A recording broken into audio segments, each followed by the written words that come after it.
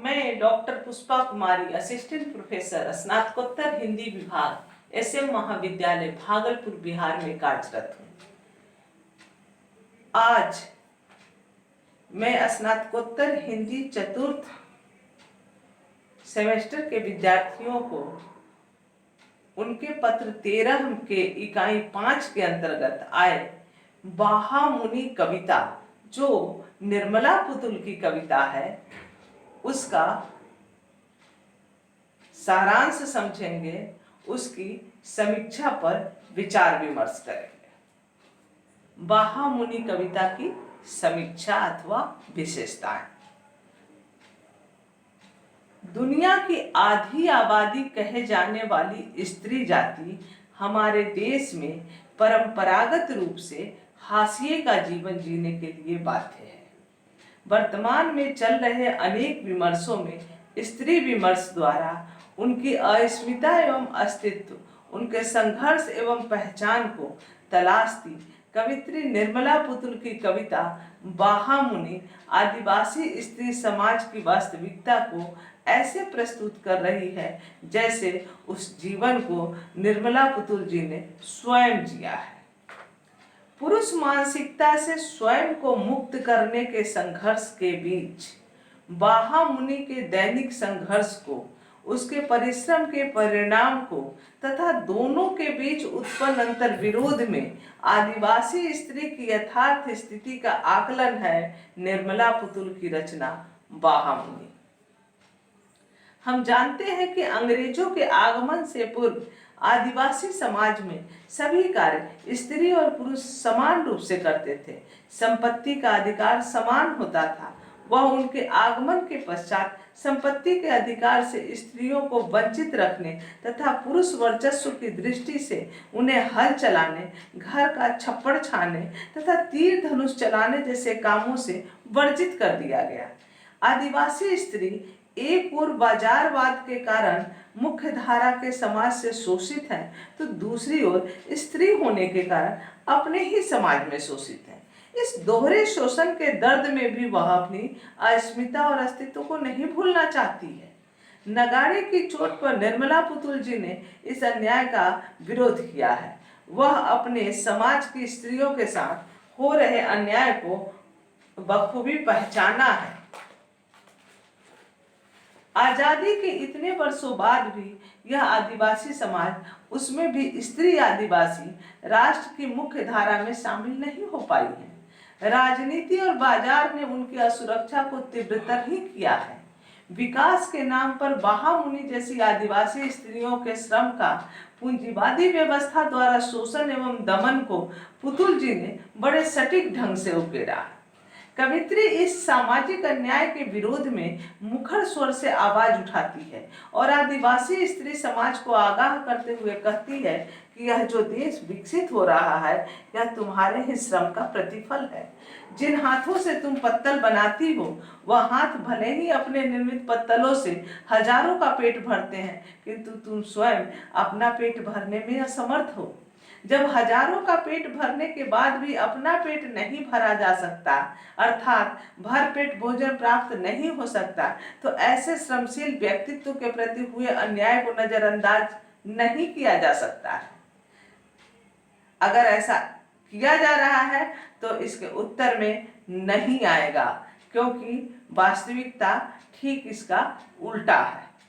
यह कैसी विडंबना है कि आदिवासी स्त्रियां स्वयं दूसरों के बैठने के लिए चटाइयां जमीन पर बैठकर बुनती है और पंखा बनाते समय उसके श्रमशील सांवले शरीर से पसीने की बूंदें टप टप टपकती हैं, पर उस अथक श्रम का थोड़ा लाभ, अर्थात एक चटाई अथवा एक पंखा का सुख उसके हिस्से में क्यों नहीं है?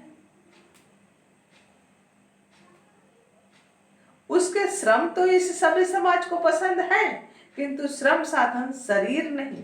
साध्य जब आवश्यक हो तो साधन को भी बेहतरी में रखना आवश्यक नियम है, अन्यथा बाजारवाद का सिद्धांत सही तालमेल नहीं बिठा पाता। आगे की पंक्तियों में कवित्री पूछती है कि क्या तुम जब दातुन कर रही हो, वह दातुन करने का सही समय है? अर्थात श्रम करते करते समय बीतने का पता ही नहीं चला, और जब श्रमशील महिला को अपने लिए समय मिला तब तक उसकी मेहनत से जंगल से काट कर लाए दातुन से हाथ मुंह धोकर सैकड़ों लोग भोजन कर चुके होते हैं। अन्नदाता स्वयं अब तक भूखा है, पर उसकी भूख का कोई ख्याल रखने वाला भी नहीं, किसी को भी उसकी सूध तक नहीं।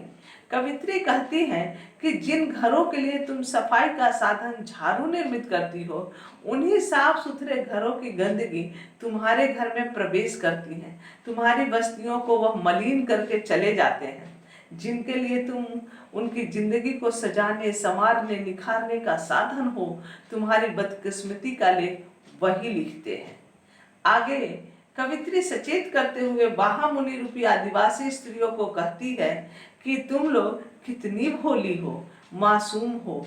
तुम्हारी नजरों में वही नजर आते हैं जो तुम्हारे अंदर का व्यक्तित्व होता है, किंतु जमाना ठीक इसके विपरीत है।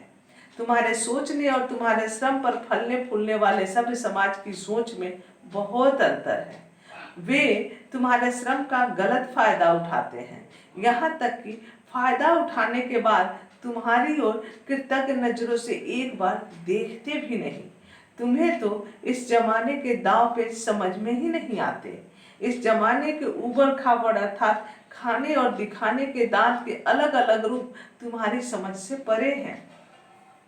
तुम सोचती हो कि तुम्हारे समान ही इस सभ्य लोगों की दुनिया भी सीधी और सपाट है, तो तुम्हारा ऐसा सोचना नितांत गलत है, क्योंकि तुम्हारी दुनिया जैसे न जाने कई कई दुनिया इनकी दुनिया में शामिल है, जिसे तुम नहीं जान सकती। तुम नहीं समझ सकती कि तुम्हारे हाथों निर्मित वस्तुएं किन किन को आर्थिक फायदा दिलाते हुए बाजार में पहुंच जाती है, और यह बाजार आयात निर्यात का वैश्विक स्तर तक फैला होता है, जबकि तुम और तुम्हारा श्रम तुम्हारे हाथों तक ही सीमित रह जाता है। तुम्हारे सामान गांव के बाजार से निकलकर कब दिल्ली, बंबई जैसे महानगरों के बाजारों प्रतिष्ठानों को प्रतिष्ठित करते हैं, और एक तुम हो कि अभी तक अपने गांव से निकलकर पास के शहर दुमका तक भी नहीं जा पाई। आदिवासी अस्मिता के बृहद वृत्त में स्त्री अस्मिता की तलाश करने वाली कवित्री के रूप में निर्मला पुतुल एक व्यापक जन समाज की मुक्ति की तलाश कर रही है। बाजार की बाहरी ताकतों व अज्ञान के आंतरिक पिशाचों से एक साथ मुक्ति होने पर ही इस स्त्री के जीवन में कोई सुखद मोड़ आएगा, जिसे उसे स्वयं अपने आत्मबल द्वारा अर्जित करना होगा। इस कविता का केंद्र झारखंड है, जो आजादी के बाद से ही विकास एवं शोषण की राजनीति का शिकार होता आया है। दुनिया के भीतर दुनिया को निर्मला जी अपनी तीसरी आंख से पहचान लेती है। भूमंडलीकरण के परिणाम से वह सचेत करती है। निष्कर्ष: ग्रामीण बोलचाल के शब्दों में दो टूक सच्चाई और सचित्र प्रस्तुति के साथ वार्तालाप शैली का कलेवर कविता को बिल्कुल साधारण सा रूप दे देता है, किंतु इसके भीतर की अंतरपीड़ा को महसूस करने वाली कवित्री की भावपरक आंखें आदिवासी स्त्रियों की रोजमर्रा की जीवन शैली और उससे पल्लवित पुष्पित भारतीय एवं विश्व समाज की बेबाक तस्वीर खींचने में 100% सफल हुई है। घर और घर से बाहर जिस गहरे दुख को आदिवासी महिलाएं निरंतर झेलती है, यह कविता उसका बयान है। धन्यवाद।